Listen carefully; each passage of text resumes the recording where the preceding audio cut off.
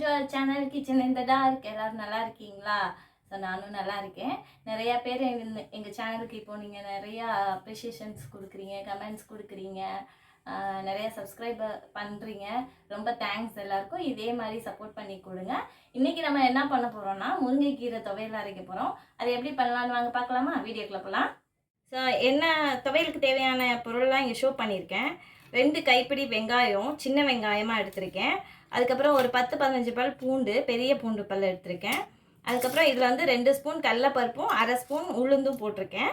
அதுக்கப்புறம் இதில் வந்து 10-12 நம்பர் காஞ்ச மிளகா, ரெட் சில்லி வச்சுருக்கேன். அப்புறம் சின்ன கோலி உருண்டை சைஸுக்கு புளி வச்சுருக்கேன்.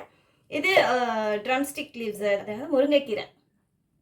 இதை நான் எப்படி வாஷ் பண்ணியிருக்கேன்னா, மஞ்சத்தூள் உப்பு போட்டு நல்லா பரட்டி விட்டுட்டு அதுக்கப்புறம் தண்ணி பிடிச்சி கொஞ்சம் நேரம் சோக் பண்ணி வச்சுட்டேன். அப்புறம் அப்படி பண்ணோன்னா எல்லா லீவ்ஸ்லையும் வந்து நமக்கு தண்ணி பட்டு நல்லா வாஷ் ஆகி கிடைக்கும். ஸோ இப்போ எப்படி பண்ணலான்னு பார்க்கலாம். ஸோ அடுப்பை வழக்கம் போல் நம்ம பற்ற வச்சாச்சு, சிம் பண்ணியாச்சு, பாத்திரத்தை ப்ளேஸ் பண்ணியாச்சு.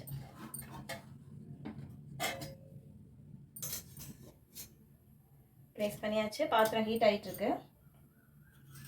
இன்றைக்கி என்ன யூஸ் பண்ணுறேன்னா, நான் கடலை எண்ணெய் வச்சுருக்கேன். ஸோ 1 2 3 4 5 6 7. இது வந்து ஃப்ளாட்டாக இருக்குது இந்த ஸ்பூனு. என்னோடய பவுலில் இன்றைக்கி வாஷ் பண்ணிட்டனால வேறு ஸ்பூனில் போயிட்டுருக்கேன். அதனால் 7 ஸ்பூன் ஊற்றிருக்கேன் அந்த ஃப்ளாட் ஸ்பூனில். எண்ணெய் காஞ்சிட்ருக்கு. கடுகு 1 ஸ்பூன் அளவுக்கு போடுறேன்.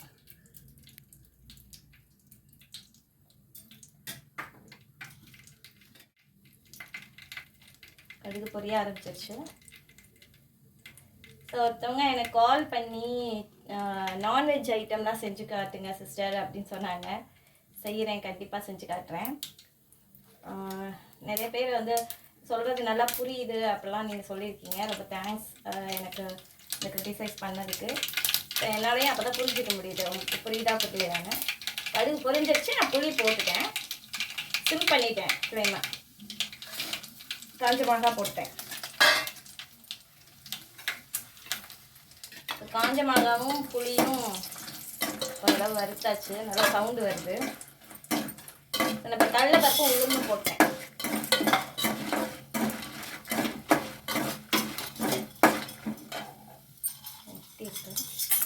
எல்லாமே ஸ்லோ ஃப்ளேமில் தான் வச்சுருக்கேன் நான்.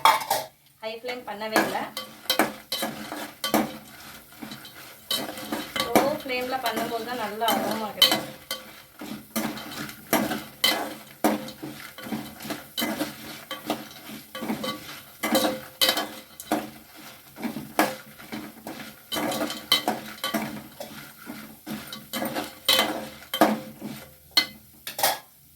வதங்கிட்டு இருக்கு. நான் லைட்டாக பெருங்காயம் ஸ்ப்ரே பண்ணிக்கிறேன். ஸோ நான் லாங் ப்ரெஸ் பண்ணும்போது இது எவ்வளோனா குட்டி ஸ்பூனில் 1 ஸ்பூன் அளவுக்கு விழுகும். நான் அளந்து பார்த்தேன். லைட்டாக ப்ரெஸ் பண்ணால் எவ்வளோ விழுது, லைட்டாக ஸ்ப்ரே பண்ணால் எவ்வளோ விழுது நான் அளந்து பார்த்தேன். ஏன்னா அவங்க கரெக்டாக சொல்லணும். கடலைப்பருப்பு வாசம் நல்லா வருது. பூண்டு போட்டுக்கிறேன். ஆயில் பத்தலைன்னா லைட்டாக ஊற்றிக்கலாம்.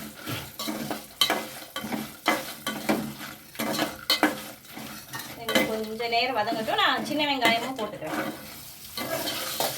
கொஞ்சம் நேரம் ஃப்ரையாக இருக்கும். ஆல்மோஸ்ட் வதங்கிருச்சு. நான் எப்படி வதங்கிருச்சுன்னு சொல்கிறேன்னா, அந்த பூண்டு வதங்கிருச்சுன்னா அது அடியில் பிடிக்கும்.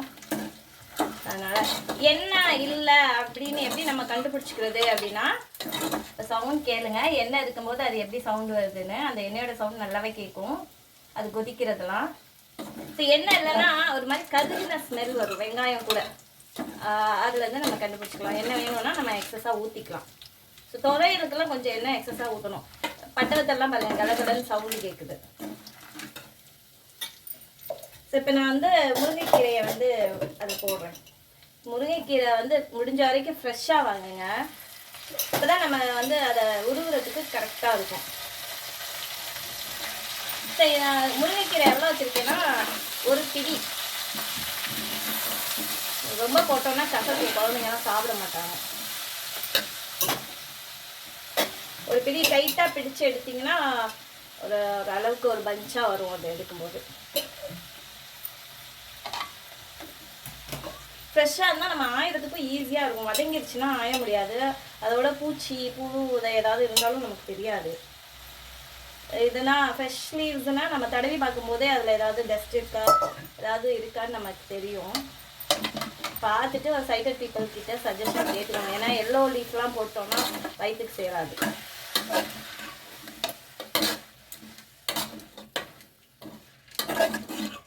ஃப்ளேம் கொஞ்சம் ஜாஸ்தி வச்சுக்கிறேன். அதில் வாட்டர் கண்டென்ட் இருக்குது.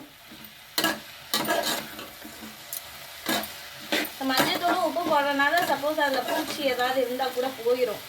அதில் மருந்து எதுவும் அடிச்சிருந்தாங்கன்னா கூட போயிடும். ஒவ்வொரு சவுண்டையும் க்ளீனாக கவனிங்க. அப்போ தான் நம்ம ஈஸியாக சமைக்க முடியும். ஸ்மெல் ஒவ்வொரு ஸ்டேஜ்லேயும் என்ன மாதிரி ஸ்மெல் வருது அதெல்லாம் நம்ம க்ளீனாக வாட்ச் பண்ணணும். இப்போ நான் இதில் வந்து தேங்காய் சேர்க்கலை, பருப்பு நிறையா சேர்த்துருக்கேன், தேங்காய் சேர்க்கல. ஏன்னா நான் ஸ்டோர் பண்ண போகிறேன். இன்ஸ்டண்ட்டாக அது தேவை அப்படின்னா நான் எடுத்துக்கலாம். அதனால் ஸ்டோர் பண்ணி வைக்கிறதுனால நான் தேங்காய் சேர்க்கலை.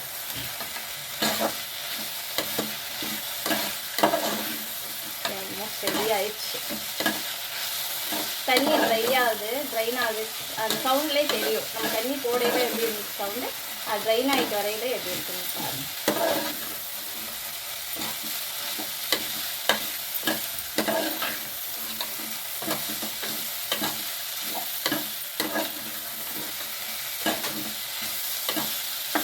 நம்ம கீரை போடும்போது நிறையா இருக்கும்.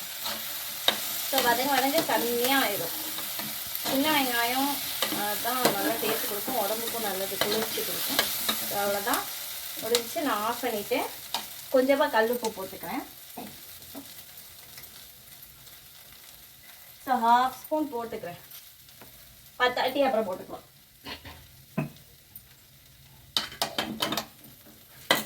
போட்டேன், கிளறி விட்டுட்டு கொஞ்சம் நேரம் ரெஸ்ட் வைப்போம். அதுக்கப்புறமா அரைச்சிட்டு நான் காட்டுறேன். ஸோ கொஞ்சம் நேரம் ஆறட்டும், அப்புறம் எப்படி அரைக்கிறதுன்னு சொல்கிறேன். நல்லா ஆறிடுச்சு. நம்ம இப்போ மிக்ஸி ஜாரில் ட்ரான்ஸ்ஃபர் பண்ணிக்கலாம். நான் எப்பவும் போல் பிளேட் வச்சுருக்கேன். விட்டு பார்த்துட்டு வைங்க.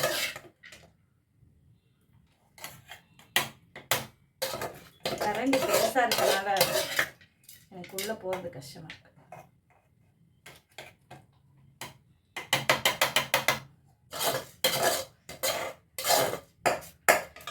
நிறைய இருக்கு. நான் 2 பார்ட்டாக அரைச்சிக்கிறேன். இது போதும், ஒரு பார்ட் நான் அரைச்சிக்கிறேன். அரைச்சிட்டேன். நல்லா ஃபைன் பேஸ்ட்டாக அரைஞ்சிருச்சு பாருங்க. அதை ட்ரான்ஸ்ஃபர் பண்ணி காட்டுறேன். முடிஞ்ச வரைக்கும் துவையலில் வந்து தண்ணி ரொம்ப சேர்க்காமல் பார்த்துக்குங்க. ஏன்னா ஆயில் கூட 2 ஸ்பூன் எக்ஸஸாக விட்டுக்குங்க. ஏன்னா ஸ்டோர் பண்ணும்போது தண்ணி வச்சிட்டோம்னா அது இதுவாகாது. ஸோ தண்ணி ரொம்ப சேர்க்கும் போது தண்ணியாக கூட ஆயிடலாம், இவ்வளோ கெட்டியாக வராது.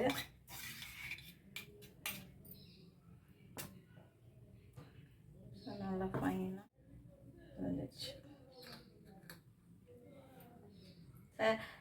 கீரைலாம் சாப்பிடாத குழந்தைங்களுக்கு நம்ம இதே மாதிரி சட்னி மாதிரி துவையல் மாதிரி அரைச்சி கொடுத்து சாதத்தோட பிணைஞ்சு கொடுக்கலாம். கீ போட்டு இட்லி தோசைக்கு வச்சு கொடுக்கலாம். டேஸ்ட் பண்ணிட்டு சொல்கிறேன் எப்படி இருக்குன்ட்டு.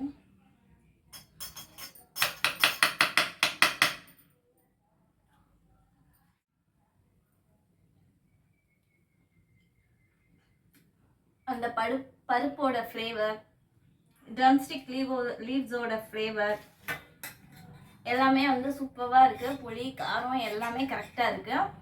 ஸோ இப்படியே ஒரு ஏர்டைட் கண்டெய்னரில் போட்டு ஸ்டோர் பண்ணி வச்சிட்டிங்கன்னா சப்போஸ் இட்லிக்கு தோசைக்கு சப்பாத்தியில் கூட அது ஜாம் மாதிரி தடவிட்டு ரோல் பண்ணி கொடுத்துடலாம். சாதத்தில் கீ போட்டு நம்ம புதினா ரைஸ் செஞ்சோம் பார்த்தீங்களா, அதே மாதிரி கூட நீங்கள் கலரி கொடுத்துக்கலாம். ரொம்ப டேஸ்டியாக இருக்குது. பழைய சாதம், தயிர் சாதம் எல்லாத்துக்குமே நல்லா ஆப்டாக இருக்கும். செஞ்சு பாருங்கள். செஞ்சு பார்த்துட்டு எப்படி இருக்குன்னு சொல்லுங்கள். நெக்ஸ்ட் வீடியோவில் பார்க்கலாம். டாடா, பாய்.